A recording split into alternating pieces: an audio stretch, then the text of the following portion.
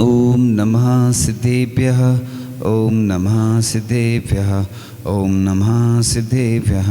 नमो अरिहंताड़म नमो सिद्धाड़म नमो आयरियाड़म नमो वचायाड़म नमो लोए सब साहुड़म।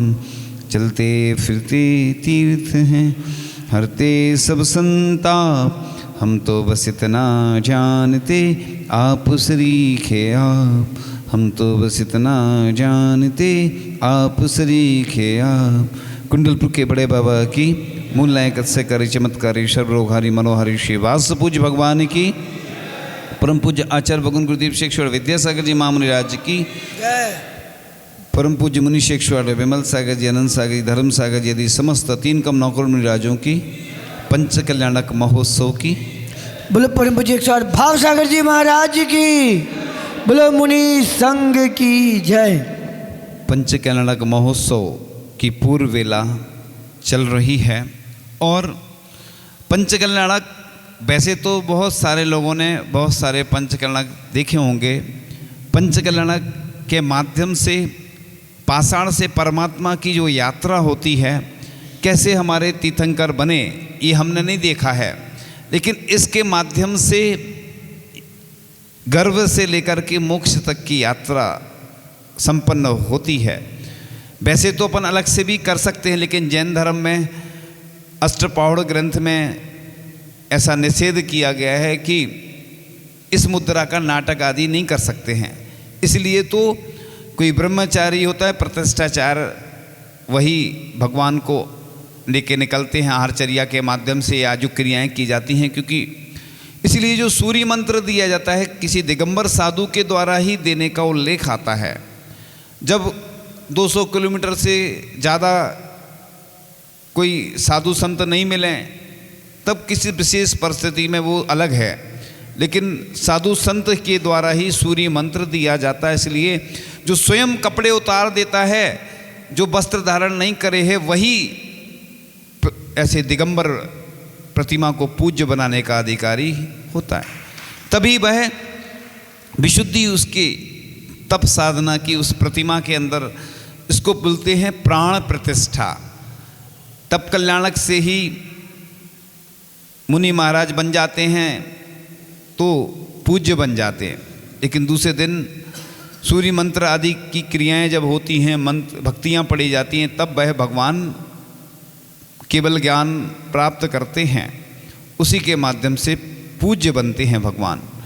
तो वैसे तो पंचकल्याणक की कोई आवश्यकता नहीं रहती है। कई स्थानों पर पंचकल्याणक नहीं भी करते हैं, छोटे रूप में करके वो वेदी प्रतिष्ठा हो जाती है। कई बार लघु पंचकल्याणक कर लेते हैं लोग, लेकिन लोगों को क्या होता है, जो दिखता है वो बिकता है। तो जमाना रहता, छोटे छोटे गाँव वालों की भी ये भावना रहती कि हमारे नगर में एक बार पंचकल्याणक अवश्य हो। कई ऐसे घर रहे, 18 घर रहे, 35 घर रहे, वहाँ जब पंचकल्याणक हुए सब लोग मिलकर जब काम करते हैं तो बड़े आनंददायी क्षण होते हैं। इस निमित्त से सभी लोग इकट्ठे हो जाते हैं। यहाँ पर कुछ हटके परंपराएं हैं। गांव-गांव लोग निमंत्रण देने गए और गांव-गांव से आते भी हैं लोग। बुंदेलखंड में जब गजरथ परिक्रमा होती है तो जैनेतर लोग बहुत आते थे पहले, अब धीरे धीरे कम होते जा रहे हैं। बहुत आते थे देखने के लिए, कुछ लेते भी नहीं हैं वो, और अपने शोभा बढ़ा के भगवान के दर्शन, कैसे रथ चलने का एक अलग ही महत्व होता था, पहले देखने आते थे। इधर भी जब रथ निकलता था तो बहुत सारे लोग आते थे। अब धीरे धीरे वो समझदार हो गए, है ना। जब समझदार व्यक्ति हो जाता है ज़्यादा तो फिर वो भूल जाता है और नहीं आता है फिर।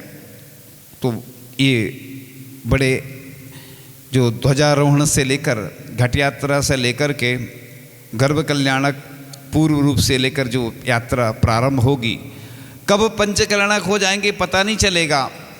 जिन लोगों ने ऐसा सौभाग्य प्राप्त किया है वह महाभाग्यशाली और पुण्यशाली हैं। लेकिन कई लोग सोच रहे होंगे कि बड़े बड़े पात्र बन गए, हमें क्या करना, हम तो घर में रहेंगे, हम ये करेंगे वो करेंगे। ये पंचकल्याणक महोत्सव घर में मनाने के लिए थोड़ी है, ये तो भगवान कैसे बनते हैं ये देखने का एक अवसर है।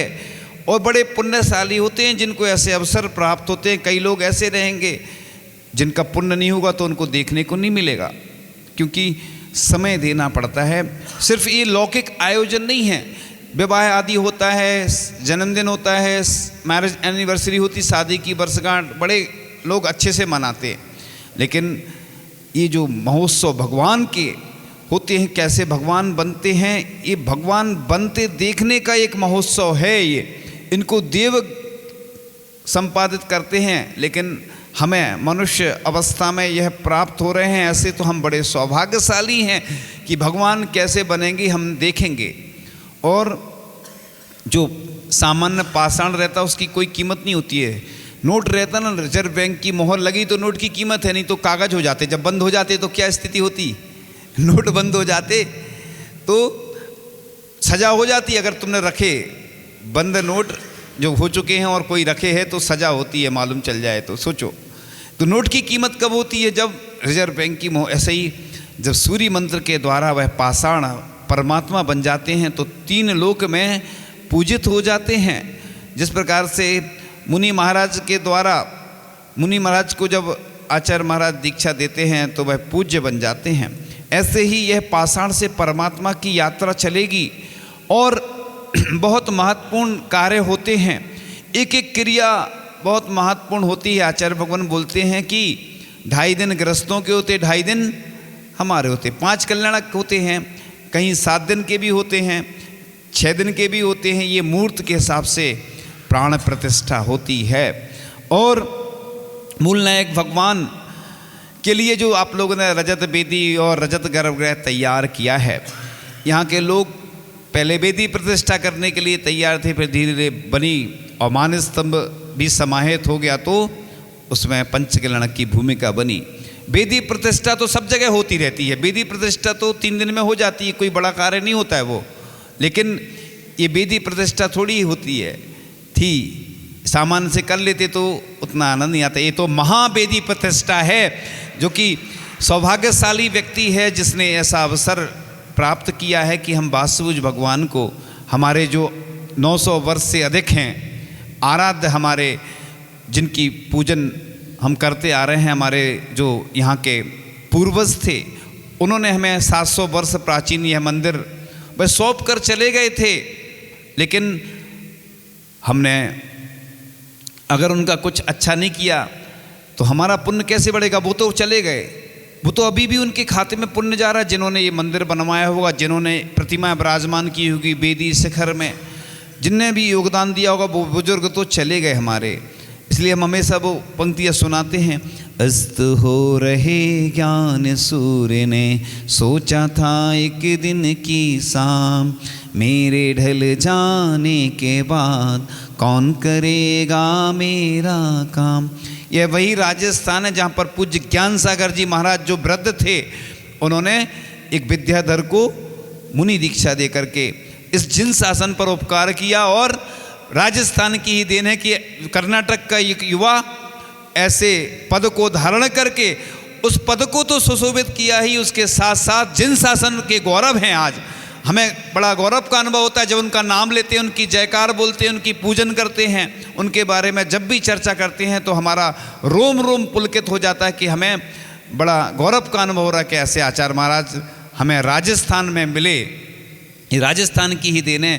तो इसी प्रकार से हमारे बुजुर्ग जो संपत्ति छोड़ गए हैं, देखो धन आदि सोना चांदी सब लोगों के पास है और छोड़ जाते हैं वो, लेकिन जो हमें जीवंत भगवान जो कि सम्यक दर्शन की प्राप्ति में निमित्त होते हैं, ऐसे जीवंत भगवान जो हमें देकर गए हैं, ऐसे बुजुर्ग देकर चले गए। लेकिन कई लोग जो छोड़ के चले जाते हैं तो वो उससे आगे कुछ नहीं प्रॉपर्टी बढ़ाते हैं, लेकिन जो प्रॉपर्टी को अच्छा आगे बढ़ाता है वही पुत्र महत्वपूर्ण होता है। ऐसे ही यहाँ के लोगों ने बड़ा अच्छा काम किया है। पूरे विश्व में ऐसे चुनिंदा ही लोग होंगे, चुनिंदा ही नगर होंगे जहाँ पर ऐसी रजत वेदी और रजत वेदी तो हमने देखी है छपारा में, लेकिन यहाँ तो गर्भगृह भी रजत का बना दिया पूरा। यानी वासुदेव भगवान की पूरी सुरक्षा इन लोगों ने स्वर्ण से और रजत से और रत्नों से कर दिया। सिर्फ हमने वेदी बनाई है इतने तक ही सीमित नहीं रखना है, इसके साथ साथ हमें उनकी पूजन अर्चना आराधना करना है। और हम अपने ऐसे संस्कार जीवित रखें कि जिससे आगे आने वाली पीढ़ियाँ भी इस धर्म से जुड़ी रहें और जो हमारी प्रतिमाएं हैं, जो मंदिर हैं, सुरक्षित रहें। ये हमें संस्कार देना है, क्योंकि अगर हम संस्कार नहीं देंगे, क्योंकि भारत की भूमि ही ऐसी है, यहाँ पर भगवान के प्रति एक अलग ही आस्था देखने को मिलती है। एक आस्था का जन सैलाव जब उमड़ पड़ता है, लोगों के अंदर एक बलवती भावना होती है, तभी तो ऐसे भाव होते हैं कि हमें भगवान को वेदी पर बैठाना है। इसलिए जो सामान्य इंद्राणी भी बनेंगे, बड़े भाग्यशाली और सौभाग्यशाली होंगे। वह ये नहीं सोचे कि वो तो बड़े पात्र बन गए, हम तो नीचे बैठे हैं ज़मीन पर और सामान्य इंद्राणी हैं। देखो, बारात दूल्हा की कीमत कब होती है? बारात से होती ना। अकेला दूल्हा रहेगा ना तो कोई बारात नहीं रहे तो उसको कैसा लगेगा बताओ। ऐसे ही बड़े बड़े पात्र तो बन गए हैं।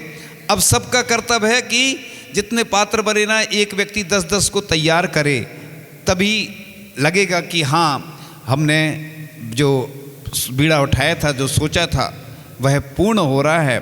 तो इस प्रकार से आज हम फालतू कार्यों में तो समय देते हैं, लेकिन जो कीमती समय है हमारा, उसको धर्म में लगा करके हम अपना पुण्य बढ़ा सकते हैं।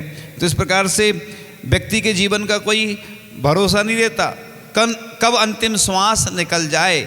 इसलिए श्वास पर कभी विश्वास नहीं करना कि कब हमारी अंतिम श्वास निकल जाए। तो जीवन एक पानी की बूंद के समान है, एक जीवन एक घड़ी है। जीवन उड़ती हुई पतंग है, ये कब मिट जाए, कब बुझ जाए, कब कट जाए, इसका कोई भरोसा नहीं। कितने ऐसे लोग रहते हैं, हमारे बीच में रहते हैं और चले जाते हैं। एक किसी ने बताया था कि एक मंदिर बन रहा है कहीं पे, और वहाँ के बुजुर्ग की भावना थी कि चाहे भले ही एक इतना लग जाए, हमें कलश में ही चढ़ाऊँगा, और वो चले गए। मंदिर का अभी पंचकलश नहीं हुआ, होना है। तो ऐसी कई लोगों की भावनाएं रहती हैं कि हमें ये करना है, लेकिन चले जाते हैं वो। इसलिए जो समय मिला है वह व्यक्ति को अपना व्यक्तित्व नर से नार की, बल्कि नर से नारायण बनाना चाहिए। तो नर से नार की बनना तो आसान है, परंतु नारायण बनना बहुत कठिन है। तो नारायण बनने के लिए व्यक्ति को कम खाना, गम खाना और नम जाना चाहिए।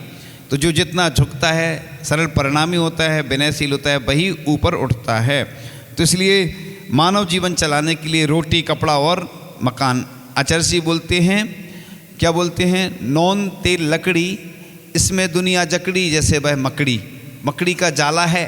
तो ये तो सभी पूरे संसार में जितने लोग हैं सब कर लेते हैं, लेकिन बड़े भाग्यशाली वह होते हैं जो भगवान के लिए अपना जीवन समर्पित करते हैं और भगवान के प्रति उनकी आस्था और श्रद्धा रहती है। एक व्यक्ति ने मंदिर बन रहा था, पाषाण का, राशि नहीं थी।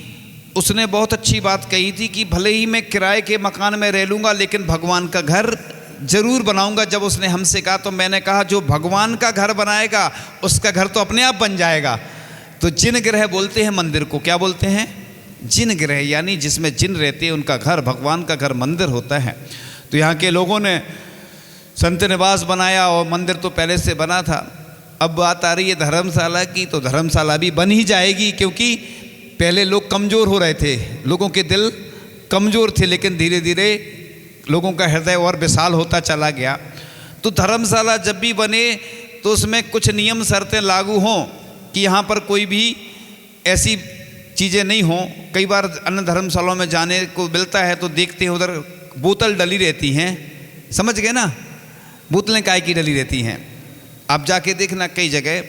अब सोचिए आप कि जब धर्मशाला का शिलान्यास आदि होता है साधु संत के सानिध्य में और पाप के कार्य हों तो ये दोष भी जाता है। इसलिए समाज को पहले ये नियमावली बनाना चाहिए, तब ये सब होना चाहिए। अच्छी बात है, क्योंकि जब साधु संतों के चतुर्मास होते हैं तो श्रावक भी आते हैं, उनके लिए व्यवस्था चाहिए पड़ती है। पहले तो कॉमन धर्मशाला ही बनती थी, फिर लोगों ने देखा इंदौर में कई संत निवास बनाए हैं जो अमेरिका के हैं लोग, उन्होंने दान दिया। उन्होंने स्पष्ट लिखा है कि इसमें कोई मुनि महाराज त्यागी व्रती के अलावा कोई नहीं रहेगा। क्यों बनाए ऐसे नियम? कि उनमें कई ऐसे पाप के कार्य होते हैं, इसलिए लोग पहले से ही नियमावली बना देते हैं कि संत निवास में सिर्फ संत निवास अरहंत निवास में सिर्फ अरहंत भगवान रहें, अरहंत भगवान के अलावा कोई नहीं रहे, और संत निवास में संत रहें, त्यागी व्रती ठीक है उनके साथ रहते हैं। बाकी धर्मशाला आदि इसलिए बनाई जाती हैं कि इससे लोग धर्म ध्यान करें। धर्मशाला नाम ही है उसका, लेकिन उधर कुछ और ऐसे कार्य हों तो वो ठीक नहीं है। तो इस प्रकार से हमें भगवान बनना है, तो व्यक्ति को ये जो भगवान बनता है व्यक्ति वही बनता है जो अपने जीवन में संयम धारण करता है, सादगी धारण करता है, व्रत प्रतिमा धारण करके धीरे धीरे वह आगे बढ़ता है। तो इस प्रकार से गुरुओं का समागम मिलता है, देवशास्त्र गुरु और इनका सब समागम मिलता है, तो व्यक्ति को अपने जीवन में श्रद्धा, समर्पण, साहस, संतोष, शांति और धैर्य रखना चाहिए। एक बार एक प्रवचन में महाराज जी बोल रहे थे कि संतोष और माया दोनों एक साथ नहीं रहते, लेकिन संयोग से क्या था कि संतोष उनका व्यक्ति का नाम था, उनकी पत्नी का नाम माया था। ऐसे ही कई बार ऐसा हो जाता, तो वो व्यक्तिगत किसी के नाम की बात नहीं चल रही है, नहीं तो शांति और धैर्य रखना चाहिए और ज्ञान तप में लीन रहना चाहिए। तो इन गुणों को रखने वाला व्यक्ति संसार रूपी समुद्र से तर जाता है और एक दिन नर से नारायण बन जाता है। तो व्यक्ति का जीवन एक लिफाफे की तरह है जो 3 बार में पोस्ट हो जाता है। इसी प्रकार जीवन में 3 मोड़ आते हैं। पहला मोड़ बाल्यावस्था, दूसरा मोड़ जवानी का और तीसरा मोड़ बुढ़ापे का आता है। तो बुढ़ापा आने के बाद कभी जाता नहीं, इसलिए आचार्य भगवान बोलते ना कि बुढ़ापा आए उससे पहले अपने जीवन को सार्थक कर लो। पहले ही घर छोड़ दो, अपन घर के लोग निकालें तुम्हें, उससे पहले ही अपन छोड़ दो तो इज्जत के साथ अच्छे से रहेंगे अपन, और बाद में बेइज्जती होती है। घर छोड़ते नहीं है तो जबरदस्ती मजबूरी में छोड़ना पड़ता है। इसलिए तो ये वृद्धाश्रम आदि बनाए जाते हैं कि अपना कल्याण करना है अपन को, अच्छे से हमारी समाधि हो, सल्लेख ना हो। तो ये भगवान बनने की एक प्रक्रिया है कि कोई बाल्यावस्था में ही बाल ब्रह्मचारी बन के ही दीक्षा लेते हैं, कोई नहीं बन पाते हैं तो बाद में लेते हैं गृहस्थ अवस्था में, लेकिन वो नहीं बन पाते हैं तो कम से कम त्यागी व्रती प्रतिमाधारी बन के हम अपना कल्याण अवश्य करें। तो इस प्रकार से आज का व्यक्ति दूसरों को की पहचान करना चाहता है, लेकिन अपनी पहचान वह स्वयं नहीं कर पाता। तो इसने अपना आत्म कल्याण करना है, सबसे अच्छा यही माध्यम है कि हम अपने जीवन को कैसे अच्छा बनाएं। लाइफ मैनेजमेंट यही कहलाते, जीवन को कैसे व्यवस्थित बनाएं। तो इस प्रकार से भगवान बनने के लिए हमें आध्यात्मिक विकास जरूरी है, और वह परमात्मा बन जाता है। आत्मा परमात्मा बनने के लिए शारीरिक, मानसिक, वाचनिक आदि ये शक्तियों का जागरण करना जरूरी होता है। इसलिए अगर हम वैसे ही जैसे करते आ रहे हैं करते रहेंगे तो इन पंच कल्याणक के माध्यम से गर्भ में कैसे जीव आया, जन्म कैसे हुआ, जन्म कल्याणक जब होता है तो खुशियाँ मनाई जाती हैं, और गौशालाओं को भी दान आदि दे करके, गरीबों को भी वस्त्र आदि दान दे करके एक नगर में पंच कल्याणक हुआ तो मिठाई पूरे नगर में बांटी गई। क्यों बांटी गई? इससे क्या होता है कि अजैनों में भी लगता है कि अरे ये इनका जो महोत्सव हो रहा है इसमें हम भी शामिल हो रहे हैं, क्योंकि जन्म की खुशी के कारण से पूरे नगर में एक अलग ही माहौल बनता है। क्योंकि किसी ने बोला कि अपन लोग भोजनशाला तो चलाते हैं, लेकिन ऐसा भी करना चाहिए कि सब लोगों को व्यवस्था रहे। तो वो देखो बन नहीं पाती है, लेकिन कम से कम एक दिन तो उनको ऐसा मिष्ठान का वितरण करना चाहिए कि जिससे उनको भी लगे कि हाँ इनके महोत्सव से हमें कुछ प्राप्त हुआ है। इसी प्रकार से पहले गौशालाएँ आदि नहीं थी तो लोग कहते थे कि इनकी दया कोरी कोरी है, लेकिन आचार्य भगवान ने प्रेरणा दी तो 135 से ज़्यादा गौशालाएँ पूरे भारत में चल रही हैं, और आचार्य भगवान के आशीर्वाद से लाखों गायों की रक्षा हुई। तो उस दिन गौशाला आदि के लिए गौग्रास के माध्यम से, अन्य माध्यम से लोग दान देते हैं और जुड़ते हैं। तो हमें ये जो महोत्सव होते हैं इसलिए आते हैं कि कैसे भगवान बनते हैं ये देखने का सुअवसर प्राप्त होता है। भगवान की ऐसी कोई हम नाटिका आदि तो नहीं कर सकते हैं, लेकिन इस माध्यम से साथ साथ में किसी ने पूछा कि महाराज जी ये तो समझ में आता है कि ये जो दिखने में आता है ना, जो क्रियाएं होती हैं, इसके अलावा इसका क्या रहस्य है? तो हमने कहा यही है कि इसमें साक्षात एक अपन देखते हैं कि भगवान ने जन्म ऐसे लिया, गर्भ में आए, फिर जन्म लिया, फिर मोक्ष तक की यात्रा दिखाई जाती है। वैसे तो मोक्ष कल्याणक भी कोई जरूरी नहीं रहता है, लेकिन एक संस्कार भगवान के होते हैं, क्योंकि भगवान तो संसारी हैं, अरंत अवस्था में हैं, तीर्थंकर हैं, लेकिन सिद्ध बन जाते हैं। ये जो भगवान जितने भी 24 तीर्थंकर हैं ये सब सिद्ध हो चुके हैं, लेकिन वर्तमान में हम उनके माध्यम से अपना कल्याण करते हैं। इसलिए पहले क्या आता है? डमो अरिहंताणम, फिर क्या आता है? सिद्धाणम बाद में आता है। क्यों आता है? क्योंकि अरहंत भगवान संसारी हैं, तो उनसे उनके निमित्त से हमारा कल्याण होता है। सिद्ध परमेश्वरी तो मोक्ष चले गए। जिस दिन मोक्ष कल्याणक होगा उस दिन एक पंक्तियाँ चलती हैं, चिट्ठी न कोई संदेश, ना जाने कौन सदेश, कि जाने कहाँ चले गए, कि जाने कहाँ चले गए, कि जाने कहाँ चले गए, यहाँ कोई ना अपना है, जग झूठा सपना है। देखो, एक गीत में भी अपन अच्छी चीज़ें ढूंढ सकती हैं। यहाँ कोई ना अपना है, बैराग भावना और बारह भावना इसी में आती है कि अपन अब इधर कोई है ही नहीं अपना। यही तो जैन धर्म कहता है कि जब कोरोना काल आया तो सबने देख लिया क्या स्थिति रही, कि कोई किसी का अंतिम संस्कार करने नहीं जा रहा है और एक दूसरे को टच नहीं कर रहे हैं। सोशल डिस्टेंस, टोटल डिस्टेंस हो गई थी, एक दूसरे की कोई चीज़ छू नहीं सकते। कितना चल रहा था। ये संसार असार है और इसी में हमें सार ढूंढना है कि हमें अपने जीवन को कैसे व्यवस्थित बनाना है। हम सबको भगवान बनना है, और जितने लोग बैठे हैं और जितने भी संसार में जीव हैं, हमारी तो यही भावना है कि सभी भगवान बने। हम क्यों इंसान बनाए लोगों को? इंसान तो सब बनाते हैं, लेकिन भगवान बनाना सिर्फ जैन दर्शन में संभव है। वो कहता है कि प्रत्येक आत्मा में भगवान बनने की क्षमता है। बस जिस प्रकार से स्वर्ण खान में पड़ा होता है ना, उसको 16 बार तपाते हैं तो वह सोना, शुद्ध सोना बन जाता है, और तप करके कुंदन बन जाता है और वह शुद्ध सोना हो जाता है। ऐसे ही सभी जीव मोक्ष को प्राप्त करें, सिद्ध अवस्था को प्राप्त करें।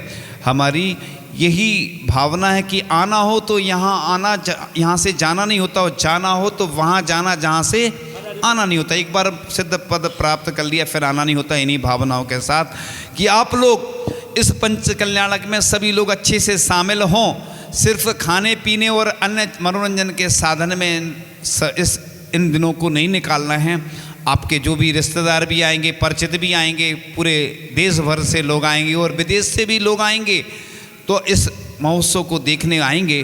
तो इन महोत्सव को महा महोत्सव बनाने के लिए हमें अपनी आत्मा को भी इसी प्रकार से भगवान बनाने का पुरुषार्थ करना है कि जिससे हमारा जीवन अच्छा बने, और इसी प्रकार से आगे भी आयोजन होते रहें और धार्मिक अनुष्ठान होते रहें। सभी लोग तन मन धन से जुड़ते रहें। इन्हीं भावनाओं के साथ परम पूजाचार्य भगवान गुरुदेव शिक्षण विद्यासागर जी महामुनिराज की बहुत ही सुंदर मार्ग। मुनिंद्र अत्र्यंतर संभूषण इत्यावनम जय हो जय हो जय हो। ओम रू संत शिरोमणि आचार्य गुरु विद्यासागर मुनिंद्र अत्र ठठ स्थापनम जय हो जय हो जय हो। ओम रू संत शिरोमणि आचार्य गुरु विद्यासागर मुनिंद्र अत्र मम सन्निध वसन्नति कर्ण पर पुष्पांजलिम सिपाम। सांसारिक विषयों में पढ़कर मैंने अपने को भरमाया, इस राग द्वेष की वेदरणी से अब तक पार नहीं पाया। तब विश्व सिंधु जल कड़ रे भव कालुषित होने आया हूँ। आना जाना मिट जाए मेरा यह बंध काटने आया हूँ। ओम रू संत शिरोमणि आचार्य गुरु विद्यासागर मुनिंद्र जन्म जरा मृत्यु नशना जन्म निर्पामिति स्वा। क्रोध अनल में जल जल कर अपना सर्वस्व लुटाया है। निज शांत स्वरूप न जान सका जीवन भर से भुलाया है। चंदन सम शीतलता पान अब शरण तुम्हारी आया हूँ। संसार ताप मिट जाए मेरा चंदन वंदन को लाया हूँ। ओम रू संत शिरोमणि आचार्य गुरु विद्यासागर मुनिंद्र संसार था विनाश नाय चंद्रम निर्पामिति स्वा। जड़ को ना मेले जड़ समझा नहीं, अक्षय निधि को पहचाना।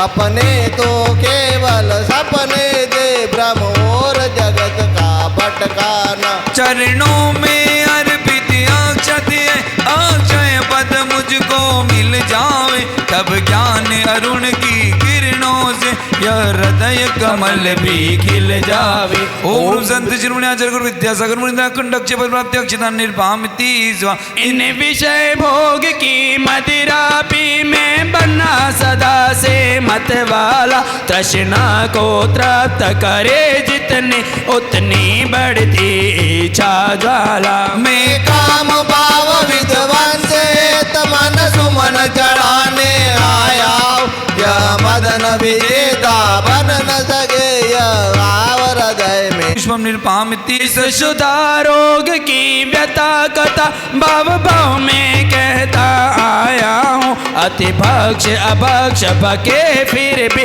मन तृप्त नहीं कर पाया हूँ। मैं वेद समर्पित करके मैं तृष्णा की भूख मिटाऊंगा, अब और अधिक न भटक सकूं यह अंतर बोध जगाऊंगा। ओम संत शिरोमणि आचार्य गुरु विद्यासागर मुनि शुद्धान रोग विनाशनाय। निज को नहीं मैंने पहचाना, मेरा के देश में लिप्त रहा, इस हाथ रहा बस पछताना। यह दीप समर्पित है मुनिवर मेरा। संत शिरोमणि आचार्य भवन विद्यासागर जी महामुनि राज के परम प्रभावक शिष्य, परम वात्सल्य मूर्ति, तपोनिधि रीतियों के धारक, चतुर्थकालीन चर्या करने वाले परम पूज्य वात्सल्य मूर्ति 108 विमल सागर जी, अनंत सागर जी, धर्म सागर जी, भाव सागर जी महामुनि राजों के श्री पावन चरणों में भगवान हम सबकी मनोकामनाएं पूरी होवे एवं पंच कल्याणक, लघु पंच कल्याणक एवं मंगलाचरण धर्मशाला का भी आपके रहते सानिध्य में संपन्न हो जाए, ऐसी भावना बातें हुए आपके श्री पावन चरण कलों में जल फलादि पुनार्गम महार्घम निर्भामिति स्वाहा। नमोस्तु महाराज जी, नमोस्तु महाराज जी, नमोस्तु महाराज जी।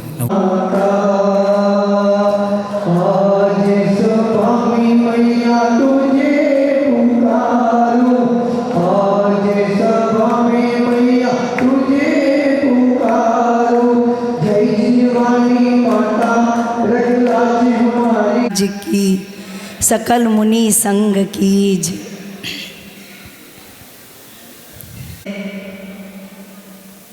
जिसका नाम सुनते ही भीतर में आनंद, उत्साह और उमंग उठती है। हम भारतवासियों का बहुत गर्व है कि जैन शास्त्र के अंदर हर गांव, हर नगर, गली में हर श्रावक ये चाहता है कि मेरे नगर में जिन मंदिर हो, और हम तो सौभाग्यशाली हैं, पीढ़ी दर पीढ़ी जो भी आई है वो बिना दर्शन के यहाँ पर नहीं रही है। इतने बड़े विशाल जिन मंदिर के अंदर हम प्रतिदिन आते हैं, आराधना अर्चना करते हैं। बहुत बड़े पुण्य के उदय से हमारे यहाँ ये पंच कल्याणक महामहोत्सव होने जा रहा है। मैं भी सौभाग्यशाली हूँ कि जितने भी पंच कल्याणक 5, 6, 7 हुए सब मुझे देखने मिले। इस बार मैं विकट समस्या में थी क्योंकि सोनागिरी में महाराज जी थे, वहाँ कोई था नहीं। फिर भी मैंने सोचा कि मूलनायक भगवान वेदी पर जा रहे हैं, महाराज ने आशीर्वाद दिया, यहाँ से भी गुरुओं का आशीर्वाद आया और मैं आज आपके समक्ष उपस्थित हूँ। मुझे लगता है कि ये क्षण बहुत मुश्किल से मिलते हैं। जीवन में सब चीज़ें बहुत सरलता से हमको मिल जाती, माँ बाप भी मिल जाते हैं सरलता से, बच्चे मिल जाते, धन दौलत रुपया पैसा सब कुछ मिल जाता है। लेकिन पंच कल्याणक महोत्सव, समाधि और दीक्षा, ये 3 चीज़ें ऐसी है कि ज़िंदगी में जो व्यक्ति देख लेता है निश्चित से 3 भव में, 7 भव में और ज़्यादा से ज़्यादा 32 भव में मोक्ष को प्राप्त कर लेता है। हम सब ऐसे अमूल्य अवसर को देखेंगे। पूज्य गुरुदेव का यहाँ पर सानिध्य हमें मिला, आज मुझे बहुत अच्छा लगा, क्योंकि वैसे भी जिन दर्शना तो अच्छी है ही, लेकिन महाराज जी के जो शब्द थे उसमें से मैंने एक ही निचोड़ निकाला और उसमें मुझे लगा कि पूरे पंच कल्याणक में महाराज जी ने हम सबको एक सूत्र दिया है। लास्ट में एक ही सूत्र दिया है कि हमारी जीवन की वृत्ति तामसिक नहीं होनी चाहिए, हमारी जीवन की वृत्ति समतापूर्वक होनी चाहिए। और यदि इन 5 दिनों में हमने समता को धारण कर लिया तो निश्चित रूप से वासपुज भगवान का वो वरद हस्त हमारे ऊपर है और आगे भी बना रहेगा। और ये वरद हस्त पूरे नगर में, पूरे देश में कल्प वृक्ष की तरह फले और हम सब सुख शांति समृद्धि का अनुभव करें इन्हीं मंगलमय भावना के साथ।